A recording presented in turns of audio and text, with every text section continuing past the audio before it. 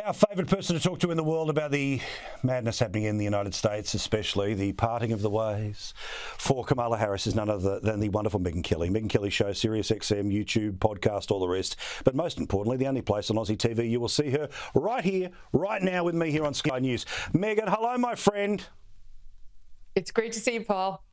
Now, I, like you, am so frustrated and angry at watching the people who are supposed to be the representatives of the citizens in the system, i.e. the media, and they are just carrying Kamala Harris's water. They are parting the Red Sea for her. They are redirecting rivers for her, and it exposes everything that's wrong about them.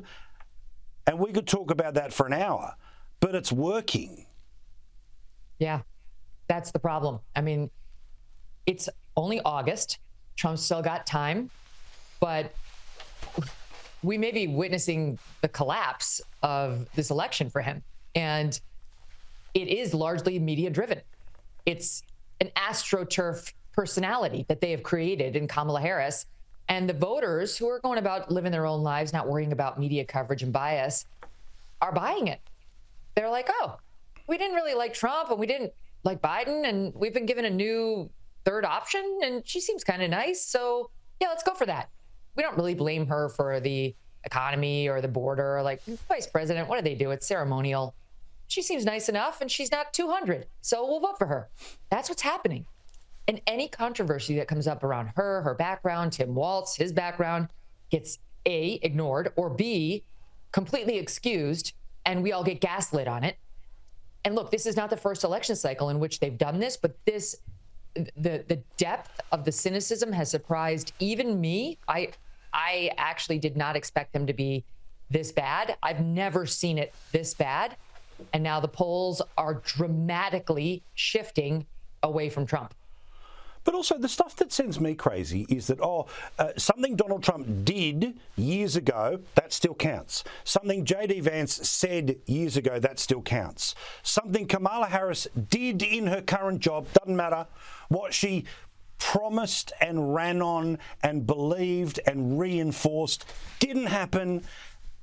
And again, it's working, but we have to take a second to say something's really broken that somebody is able to seemingly get away with not being held to account for anything in their past.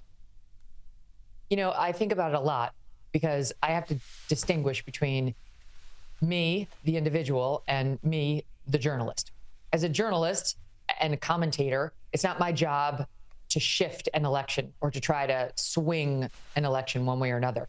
Correct. But as a human, it's incredibly frustrating to watch the media gang up on one side, run cover for the other, and then still cloak themselves in nobility. You know, we're the gatekeepers, we're the fact checkers, we are the ones who will fight misinformation, while they mislead my fellow Americans every day. So I get incredibly angry that the side I think is reasonable and will restore order here in the United States is so far from getting a fair shake that they're getting completely twisted and turned and lambasted by this media, these media enablers every day, which is not their job. And then I have to remind myself that my job as a member of the media is not to try to persuade people to go the other way. It's just to stay in the factual realm and tell the stories that others won't tell and stay factual, notwithstanding the enormous gaslighting we're getting and blowback. You know how it is always before the election as a member of the media. If you don't go along with the party line, they start attacking you too. But it's all on steroids this year. It's on steroids this year because they're back from the dead. You know, Biden's out, Kamala's in, there's enthusiasm for her, and they just know if they could just check their ethics for another 2.5 months, they could have this. They could have what they want. They could have all of their leftist policies. They could have abortion on demand. They could have a black woman in the office take down Trump. It's every leftist fantasy. It's like, if I just check my ethics for a few more months, I can have what I want.